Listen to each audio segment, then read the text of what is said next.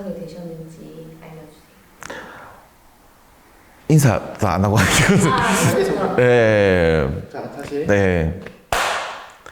네, 안녕하세요. 저는 연지골 예술원 대표 한국무용가 김태호라고 합니다.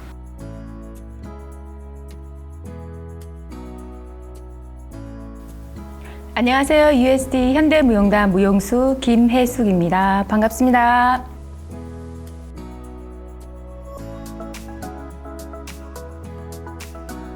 제가 어렸을 때부터 이제 누나들이랑 크면서 뭐 음악 틀어놓고 같이 춤 추고 뭐 대결하고 이런 것들을 많이 했었어요. 그래서 그게 영향이 됐는지 또 뭐 곧잘 잘한다는 얘기를 많이 들으니까 아 나는 꼭 춤을 뭐 제대로 배워보고 싶다라는 생각이 있었는데 이게 시골에서 자라다 보니까 춤을 배울 기회가 없었습니다. 근데 이제 그때 전학간 학교에 무용부가 있었습니다. 동아리에. 그래서 그때부터 무용을 제대로 배우기 시작했는데 그때 배운 무용이 한국 무용이었고 그래서 지금까지 그게 시초가 돼서 한국 무용을 쭉 해오고 있습니다. 그때가 아마 초등학교 4학년쯤 되었을 때였는데요. TV에서 고독가기 인형을 하고 있는 거예요. 사실 그때 TV가 흑백 TV였거든요. 제가 좀 나이가 있어서요. 처음 본 공연이 발레 공연이었어요. TV에서 본 발레 공연. 그런데 거기에 선하고 발끝 포인하고 너무너무 아름다워서 이제 엄마를 졸랐죠. 무용을 하고 싶다고. 근데 제가 워낙 촌에서 살다 보니까 무용을 바로 하지는 못했고요. 그때 계기로 해서 이제 발레에 관한 서적이나 아니면 그때부터는 이제 음악도 클래식 음악만 들으면서 그렇게 유년기를 보낸 것 같아요. 무용은 바로 하지는 못했어요. 무용 학원이 없었거든요. 네. 네. 아무래도 학교 다닐 때 제가 캐나다에서 유학 생활을 했었거든요. 그때 이제 무조건 열심히만 하면 무용단에 들어가는 줄 알고 학교 갔다가 또 거기 발레 학교 가서 또 발레 수업 받고 이렇게 해서 쌓아서 이제 무용단에 들어갈 줄 알았었거든요. 근데 계속 떨어지고 오디션에 또 외국인이라고 떨어지고 또 300대 1이고 가니까 이런 경우가 많으니까 그때가 가장 힘들었습니다, 사실은. 그때 좀 어떻게 이겨내셨는지, 그때 좀 상황에서 언제쯤 벗어나셨는지. 무용단에 오디션 나올 때까지 기다리고 있지 말자. 우리가 할 수 있는 걸 만들어 보자 해서 사실 시작한 게 USD 현대무용단을 캐나다에서 만들게 된 거거든요. 주저앉아 있는 것보다는 다시 일어나서 무용단에 못 들어가면 어떤가. 그냥 내가 만들어서 같이 하고 싶은 사람과 같이 만들면 되지 않느냐 이런 생각을 많이 했었어요. 제가 고3 때 이제 선생님의 춤으로 대회를 나간 적이 있었는데 그 대회라는 것이 약간 경직도 되고 부담도 돼서 잘 춤이라는 게 감정 표현이 잘 안 되지 않습니까? 근데 그날따라 어쩐지 선생님이 말씀해 주셨던 것들도 다 기억이 나고 저도 좀 신명도 나고 그래서 재밌게 하고 그 무대를 내려왔던 기억이 있습니다. 근데 대회다 보니 이게 완판을 다 추지 않고 조금 짧게 추고 내려왔는데 그 가슴이 너무 벅차고 춤이 너무 재밌다는 생각에 무대를 다시 올라가고 싶더라고요.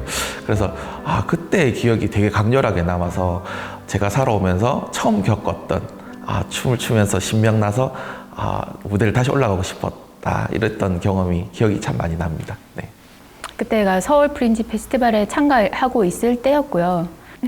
그때 우리가 비가 굉장히 많이 왔었거든요. 비가 많이 왔었는데 그래서 비가 멈추기를 기다리고 있는데 비가 안 멈춰서 그냥 진주로 돌아가야 되나 이런 생각을 했었거든요. 근데 진짜 거짓말처럼 공연 5분 전에 비가 탁 멈췄어요. 관객이 또 없으시니까 또 관객은 어떻게 해야 되나 했는데 관객분들도 모든 길 가던 사람분들이 딱 멈춰서 서시더라고요. 그리고 저희 공연을 처음부터 끝까지 관람해 주셨어요.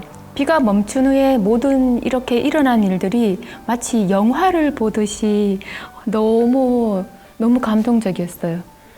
마치 진짜 이게 나한테도 이런 일이 일어나나? 모든 기가 거기 홍대 입구 거기에 다 모여서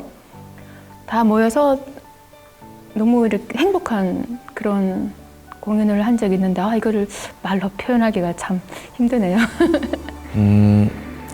제가 이제 전통 무용을 공부를 계속하고 있고 지금 발전시켜 나가고 있고 또 제가 이수를 했던 종목들이 있습니다. 그래서 제가 배웠던 그런 춤들을 총체적으로 보여줄 수 있는 무대를 한번 만들어서 서고 싶어요. 그래서 큰 대극장이 아니더라도 작은 소극장이나 어떤 전통 공연을 할 수 있는 전통 공연에 최적화되어 있는 그런 극장에서 제가 배운 춤들을 제대로 이렇게 손끝 하나 저의 떨림 하나를 제대로 한번 관객들에게 보여주고 싶은 그런 무대를 한번 만들어 보고 싶습니다. 네.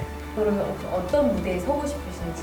네. 무대는 막 큰 무대도 좋죠.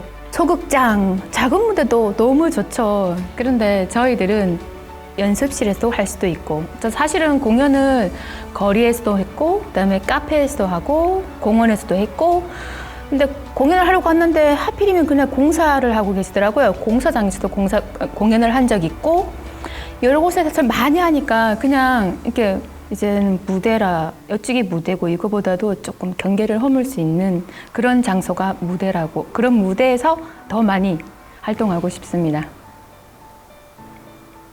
그럼 혹시 어떤 예술인이 되고 싶으신지? 앞으로. 어떤 예술인? 아버지가 이렇게 말씀하신 게, 너는 언제 TV에 나오냐, 그렇게 말씀하신 게 아무래도 백댄스를 말씀하신 것 같은데 저는 그러니까 조금 더 대중적인 거를 하면 사람들도 보기 편하지 않느냐, 아니면 현대무용보다는 좀 다른 걸 해봐라, 이렇게 말씀을 많이 하셨는데 현대무용도 사실 재미있어요. 예술무용 다 재미있어요. 그럼 제가 왜 했겠어요, 그죠? 그러니까 남들이 말하는 그런 거에 따라가지 않고 내가 가장 소신 있게 할 수 있는, 내가 가진 것을 같이 공유할 수 있는 그런 예술가가 되고 싶어요. 또 그냥 춤만 추는 것에서 끝나지 않고 학문적으로도 제가 부족하지 않게 지금 공부를 계속 하고 있습니다. 그래서 대학원 과정에서 그 공부를 좀 잘 맞춰서 좀 문무를 잘 경비한 좀 완벽한 춤꾼이 되도록 되는 것이 제 앞으로 미래의 꿈입니다. 그래서 그것을 지금도 계속 노력하고 있습니다. 연관 검색어로 뭐가 나왔어요 지금? 자유로운 춤꾼? 한국의 마사그람? 마사그람? 제가 50이잖아요. 50일 때는 50대의 무용수, 60이었을 때는 60대의 현대 무용수, 70대였을 때는 70대의 현대 무용수로 계속 남아있는 그런 검색어면은 저는 좋겠어요.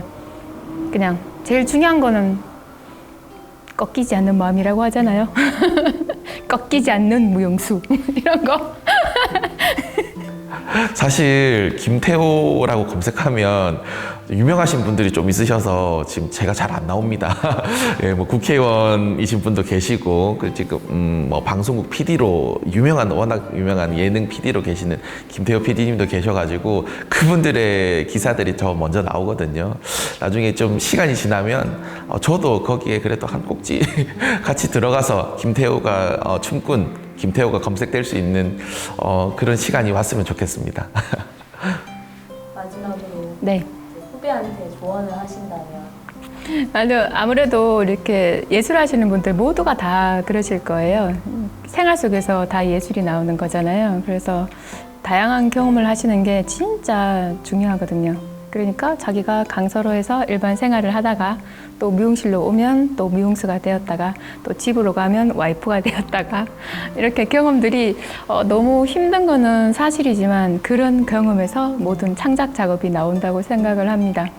그래서 생활 속에 아이디어 많이 가지고 오셔서 연습실에 오셔서 그걸 가지고 토대로 창작 작품을 하시면 좋은 작품이 나오지 않을까 그렇게 생각합니다.